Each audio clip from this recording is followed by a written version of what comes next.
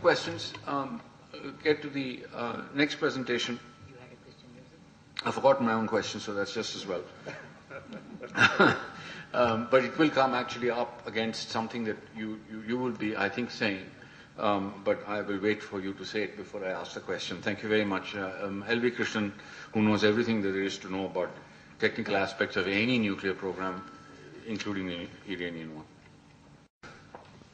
Thank you, Mr. Chairman. Let me first of all thank Niyas, Rajaram Nagappa and Professor Ramamurthy for the opportunity to speak to this high-powered audience. I feel a little intimidated by the knowledge that this group has, so I don't know what I'm going to be able to say and how I'm going to be able to answer. And added to that, the chairman has made a remark which makes it difficult for me to live up to it. Now, let me provide some of my own assumptions or assessments of what Iran is doing and what we understand from it. Now, an examination of Iran's actions certainly raises more questions than answers.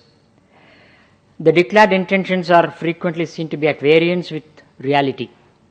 I'll explain that later. Perhaps some of the statements are purely for local consumption and should not be taken seriously. Ever since the birth of the Islamic Republic, it has had a difficult time. Does it perhaps cause officials to make statements to promote self-belief? Perhaps. Whatever is said and done, the annual IAEA reports provide a comprehensive picture of the current status of the various aspects of the Iranian program. This presentation of mine examines the current known capability of Iran in the context of a civilian nuclear program with a view to assess its relevance and adequacy to meet the declared intentions. Mark the statement. I am assessing the capability of Iran in the context of a civilian nuclear program because Iran has been saying that it is purely civilian. Now, I think Arun very briefly but clearly explained to you about the initial period of Iran's nuclear program. In the pre-Islamic Republic period, Iran benefited much by the Atoms for Peace program of the US. A sizable group of scientists and engineers received training abroad in nuclear science and technology. There were many with me when I was in the US. The 5 megawatt research reactor using HEU as fuel was set up with US help. US experts suggested a large nuclear power program for Iran, though they may be questioning the relevance of it now. Perhaps they were hoping for a market for US firms building reactors then. Iran wished to have all aspects of nuclear science and technology established, including, as Arun pointed out, nuclear weapons program. That was a period before the non-proliferation lobby became active, and a lab was set up in Iran to work with laser enrichment techniques and also plutonium recovery from irradiated uranium. There was no indication of uranium exploration at the time, however. Many other countries also helped. Germany actually undertook to build 2 power reactors. Now, I think Iran was flush with funds at the time and chose to buy materials and equipment off the shelf. They had a $700 million stake to get uranium from an African country and a $1 billion stake in the large uranium enrichment plant being built in Europe. There was also an attempt to procure missiles from Israel. Now, the formation of the Islamic Republic led to Iran alienating the US and the West. The external links dried up. The country had to defend itself against the hostile neighbor Iraq, the brutal war that lasted nearly a decade. Arun mentioned it and cost almost 1 million lives. US openly sided with Iraq. Iran has had to face an endless sequence of sanctions, as the previous speakers mentioned. Now, Iran renewed the interest in the nuclear power reactor project after Germany withdrew from it. It was offered money back against the stake in the Eurodif enrichment plant but did not accept it. China came to Iran's rescue and set up a nuclear research center in Isfahan. I also found that the Iranian foreign minister in 1985 was reported as saying openly that the country needed nuclear weapons as a security deterrent. Arun also made a mention of it as a statement from the speaker later. Now, during the war decade, the nuclear program became dormant to some extent. When it was revived, no aspect was excluded.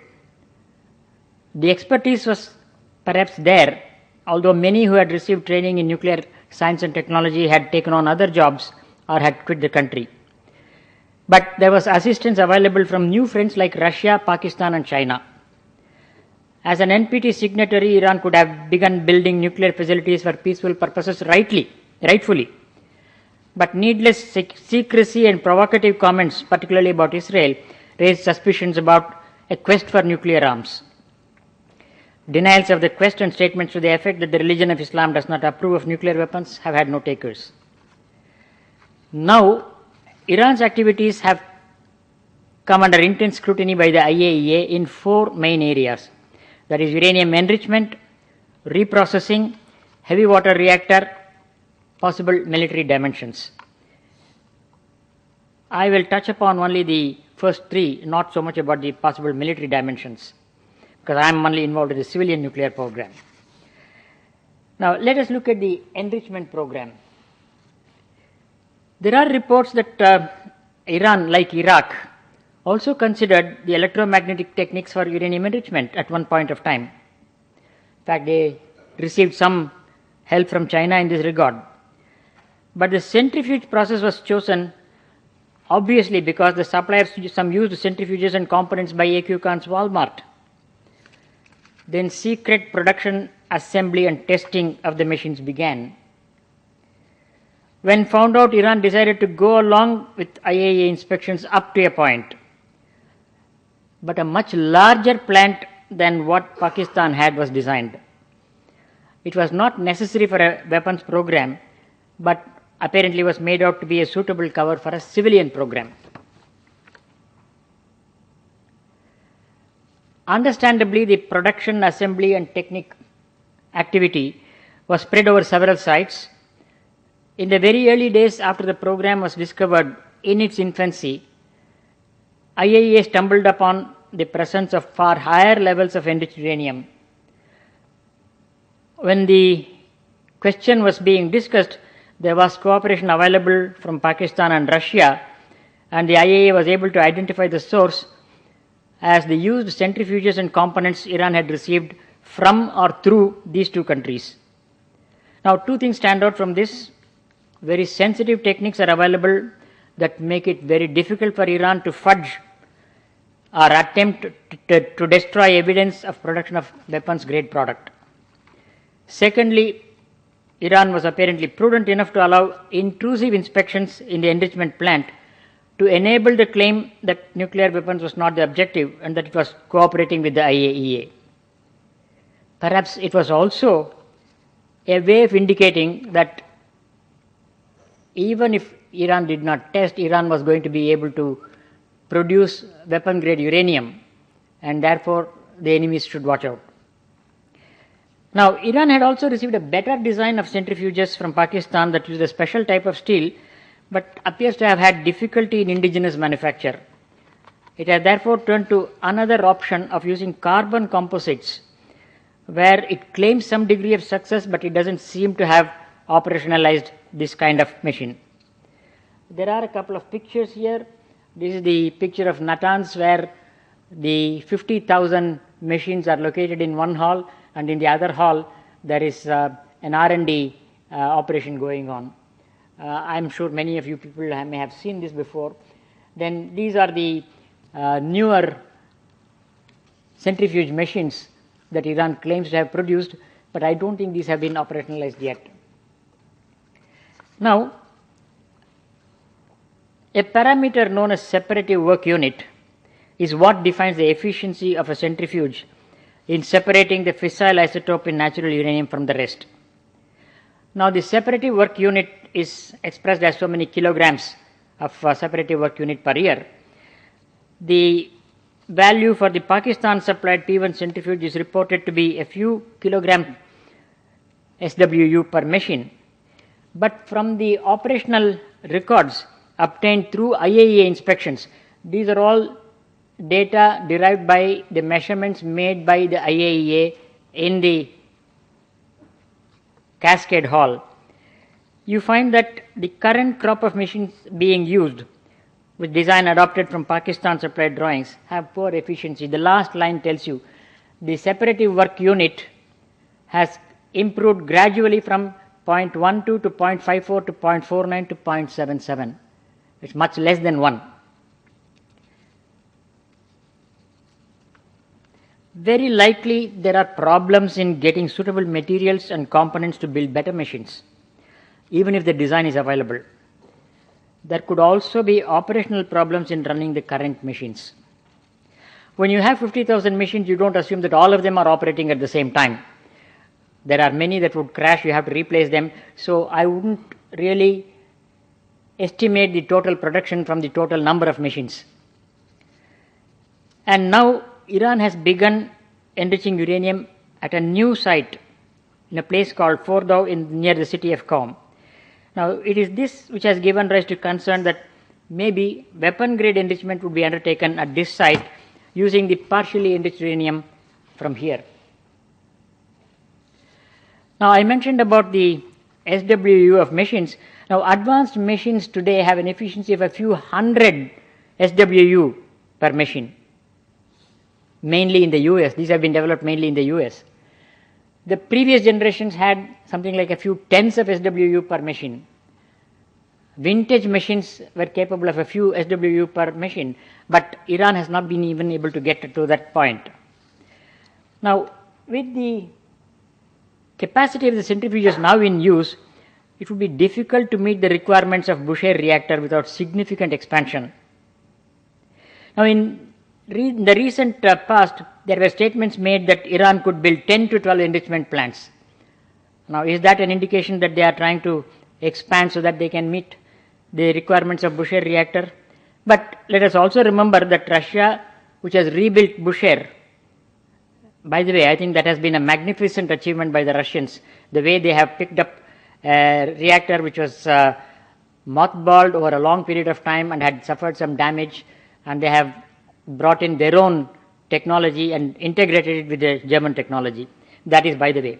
Now, Russia has offered to supply fuel for the reactor for the first 10 years and take it back. So, where is the hurry for Iran to produce enrichment or enriched uranium for the Bushehr reactor? Another unexplained thing is that during the 1970s, laser techniques were being investigated as a means of enriching uranium. The technique works with atoms of uranium vaporized from the metal surface. That is why it is called atomic vapor laser isotope separation. Now, the project was suspended in the US in 1999 after they had come up to a certain stage. The technique is today used only for enrichment of small quantities of various other isotopes.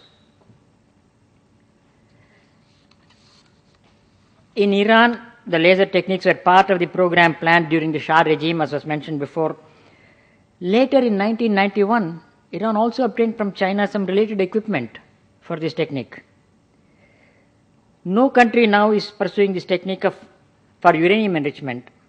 So it comes as a surprise to learn that Iran had concluded an agreement with Russia in 1998 for information on the process and supply of equipment for this technique. Was there in 1998 a lack of confidence in the centrifuge technique? Perhaps. Now, Iran has actually claimed to the IAEA sometime in the May of 2003 that it had stopped laser work, but by then it had succeeded in producing small quantities of LEU using the laser technique, something like 3%, and later said average of 8 to 9% and maximum of 15%. But the rate of production was very small, a few milligrams per day.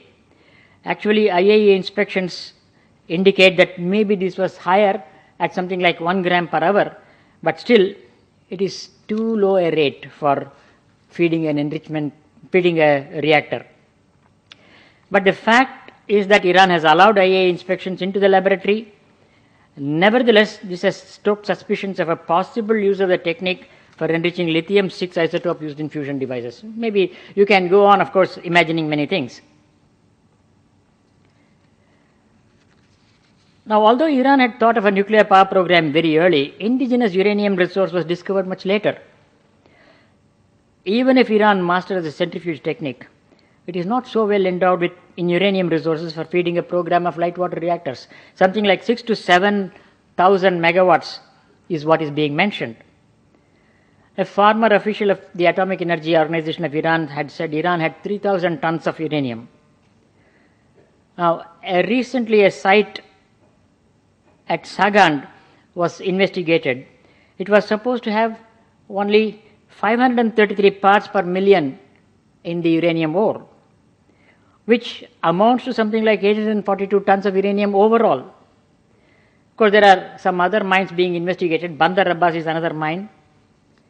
Now, overall, it doesn't seem as though Iran has sufficient uranium. Now, the Bushehr reactor requires 70 tons of LEU in the core. Lifetime needs of natural uranium work out to about 7,000 tons for the Bushehr reactor. Iran may have the indigenous capability to enrich uranium to fuel power reactors. Does it have enough uranium even for one reactor? This is a picture of the Bandar Abbas uranium mine. Now let's come to the reactors part. The 5 megawatt reactor that I mentioned earlier, built by the US, Arun also mentioned about it during the Shah regime, it initially used HEU and later it had to be converted to LEU. The LEU was provided at the time by Argentina. Now, Iran has also a few critical facilities built with the help of China, but mainly for experimental purposes. These reactors produce no useful power. At best, they can help in perhaps reactor physics calculations. Initially, the Tehran research reactor was fueled, as I said, with HEU. Now, Tehran claims that it has begun to produce 20% LEU for continued use of the reactor. Right now, the reactor doesn't seem to be operating continuously. It operates only intermittently and not at the full power 5 megawatts. And the fuel life is coming to an end. So Iran does not want to go to Argentina again. So production of 20% enrichment uranium possibly can be justified if it wants to continue to operate this reactor. But Iran also claims that one of the reasons for its desire to continue to operate this reactor is to produce technetium isotopes for medical applications. Now, this technetium isotope is produced actually by irradiating highly enriched uranium in a reactor of this kind. I think it is being produced only in 5 countries in the world. In fact, there was a shutdown for a long period of a Canadian reactor which produces this isotope in very large quantity. Therefore, there was some worry about the availability of this isotope for application in the whole world. Now, actually, again, aside, the US sends 25 kg of highly weapon-grade uranium to Canada every year for irradiation to produce this isotope. A part of it only is burnt up, the rest of it is discarded as waste in a solution. Now, what it means is that if Iran wants to produce technetium isotopes, it will have to produce high-grade enrichment of uranium. It is possible to also do with low enrichment uranium, but your specific activity is not very good. Now, Iran claims that if it has to import this, then by the time it reaches the Iranian shores, the activity goes down, and it also has to pay a lot of money for it. So this probably is a valid point, but then we don't know whether Iran has reached the stage of producing weapon grade or high enrichment uranium for this purpose. Now, there is another question that also comes up about the reactor program.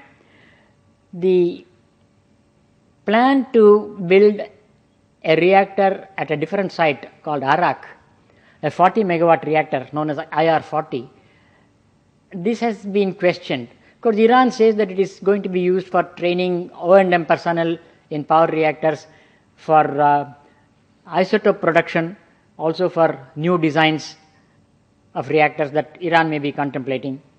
The details are not very clear. The details have not been given to the IAEA. IAEA is allowed to go and visit the place, but it doesn't have the design details.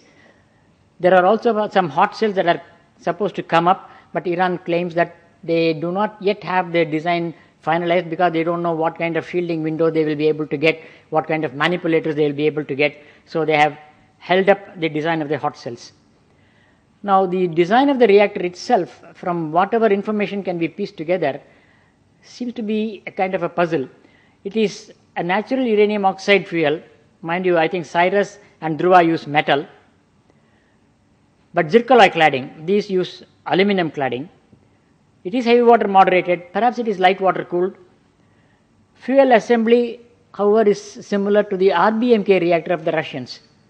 There is a picture here which clearly tells you that it has resemblance to the RBMK reactors. No, that's the kind of reactor that they had in Chernobyl, but no comparison with Chernobyl. So what exactly is Iran trying to do in this case? It's not very clear. Now this is the site where the IR-40 reactor is being built. That dome that you see in the center, that is supposed to be the reactor building. There is another aspect that has caught the attention of the Western countries and IAEA, which is that at some point of time earlier, Iran attempted to produce polonium by irradiating bismuth.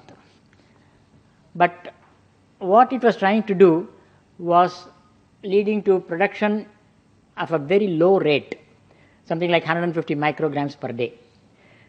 Now, polonium has a high heat generation rate, and therefore it has also been used as a source of heat in spacecraft, or even as a source of heat for direct conversion to electricity in radioisotopic thermoelectric generators, as they are called. Actually, the Russians have used it in their Lunokhod, but it has a short half-life, therefore it is not going to be of interest in long missions. Now, Iran gave a very different reason for this polonium project. It said it is going to develop RTGs. For what purpose? It's not very clear. Now, RTGs also require gram level quantities, but Iran was producing, or actually it was attempting to produce very low level of this activity. And in any case, polonium is not being used anywhere in the world anymore because plutonium-238 is being used in the Western countries which have this spacecraft. Now, more common use today for polonium is in static eliminators. But Iran did not give this as a reason. It could have passed off perhaps as an understandable reason. But of course, because of the short half-life, it has to be replenished periodically. Now, the question is, was Iran attempting to produce an initiator for use in a nuclear device? So that is what is making the West worry their minds about. Now, there is another aspect totally different from the nuclear program as such, but the international aspect of it. Now, any country which has a power reactor or which has an ambition for a large program of nuclear power reactors cooperates with other countries to ensure that there is safety given a high priority, and you learn from your experience as well as other people's experience. Now, Iran is a party to NPT, yes, we all know that. Iran has not signed the CTBT yet. It has signed, perhaps not ratified. Now, Iran is not a party to the Convention on Nuclear Safety of IAEA or to the Convention on the Physical Protection of Nuclear Material or to the amendments to the Convention on the Physical Protection of Nuclear Material. Of course, this comes only if you have signed the first one. Or to the Joint Convention on Safety of Spent Fuel Management and on Safety of Radioactive Waste Management.